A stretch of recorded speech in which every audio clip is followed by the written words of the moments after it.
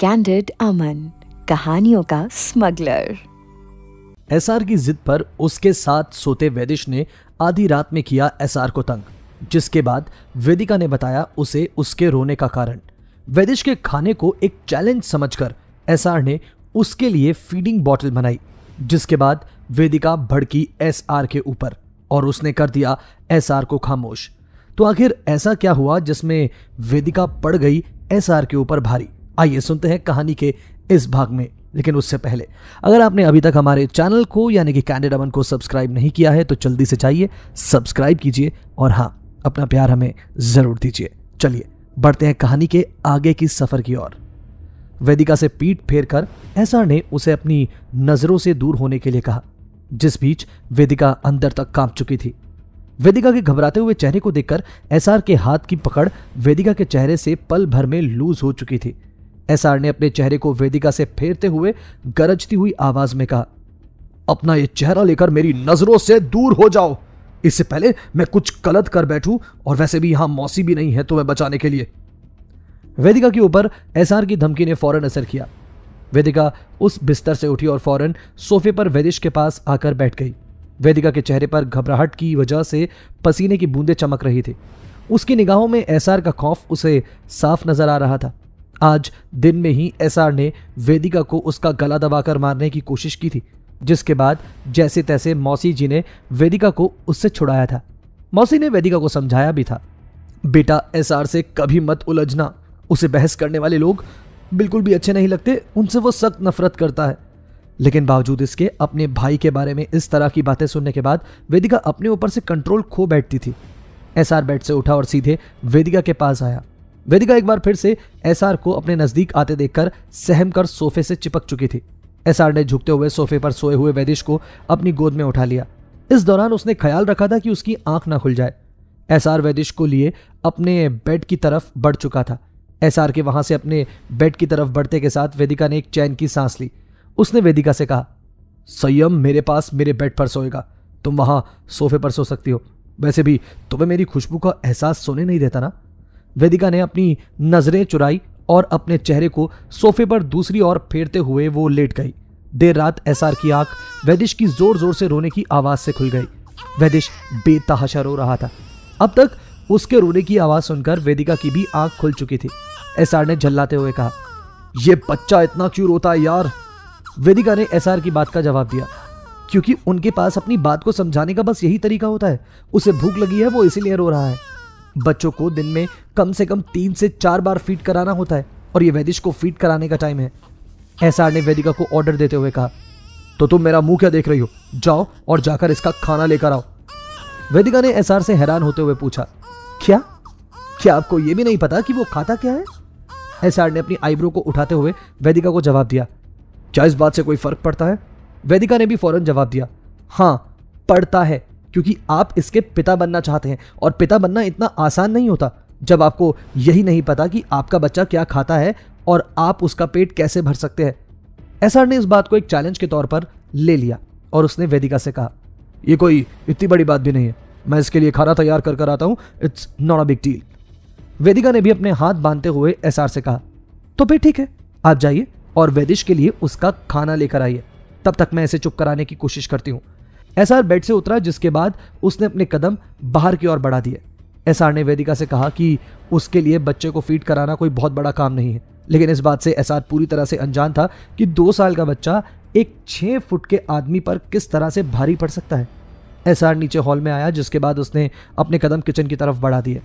इस वक्त घर में कोई भी सर्वेंट मौजूद नहीं था, क्योंकि सभी सर्वेंट रात के वक्त अपने अपने सर्वेंट क्वार्टर्स में आराम कर रहे थे। एसआर को जब कुछ भी समझ में नहीं आया तो उसे मासी का दिमाग में ख्याल आया। एसआर रात के 12 बजे अपनी मासी के रूम के बाहर पहुंच चुका था।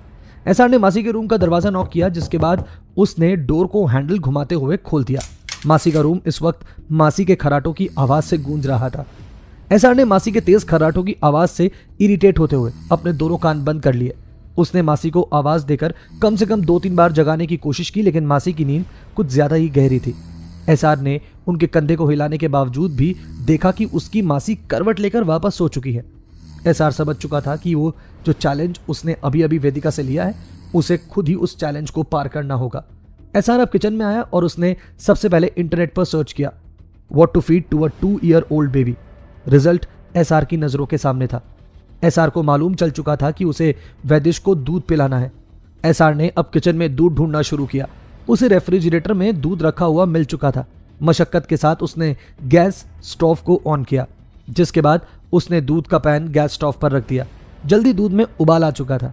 एसआर ने संभालते हुए दूध को वैदिश की फीडिंग बॉटल में डाल दिया, जिसके बाद एसआर उस बॉटल को लिए बड़े ही गर्व से अपने बेडरूम की तरफ बढ़ रहा था। एसआर के हाथ में वो गर्म दूध की बॉटल थी, जिसे वो खुद बामुश्किल ही होल्ड कर पा रहा था। एसआर ने उस दूध की बॉटल को वैदिश के मुंह की तरफ बढ़ाया तो वेदिका ने उसे बीच में होल्ड करते हुए लगभग चिल्लाते हुए कहा, आप क्या उसे जलाकर मारना चाहते हैं? आपने इस मिल्क के टेम्परेचर को चेक किया? आपका हाथ लाइए। इतना कहते हुए वेदिका ने एसआर के हाथ को थामा और उस मिल्क की बॉटल से गरम गरम दूध की कुछ बूंदे एसआर के हाथ पर डाल दी। एसआर ने फौरन अपने हाथ को झटका। उसके चेहरे पर उस गर्म दूध के पड़ने से होने वाली जलन का एहसास उसे साफ नजर आ रहा था। वेदिका ने एसआर से पूछा, जब आप इसे बर्दाश्त नहीं कर पा रहे हैं तो वो नन्हा सा बच्चा इस गर्म दूध को कैसे बर्दाश्त करेगा? प्लीज आज के बाद आप वैदिश की इस तरह से किसी भी चीज को चैलेंज के तौर पर लेकर उसके साथ खिलवाड़ नहीं करेंगे। आपका चैलेंज अभी उसकी जान ले सकता था। आपके लिए भले ही वैदिश बस एक जीती हुई ट्रॉफी हो, लेकिन मेरे लिए वो मेरे भाई और भाभी की निशानी है। एसआर को यह बात सुनाने के बाद वेदिका उस गर्म दूध की बोतल को अपने साथ लिए वापस नीचे आ चुकी थी। इस बीच एसआर को अभी तक अपने हाथ पर जलन महसूस हो रही थी। एसआर ने खुद से कहा, ठीक ही तो कह रही है यार वो। अभी मेरा यह चैलेंज मेरे संयम को नुकसान पहुंचाने वाला था।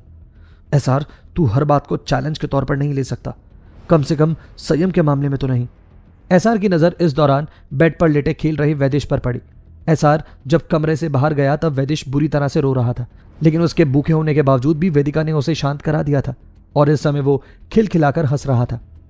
एसआर ने खुद से कहा, यह काम सिर्फ तुम ही कर सकती हो वेदिका। बच्चों को संभालना कोई बच्चों का खेल नहीं है।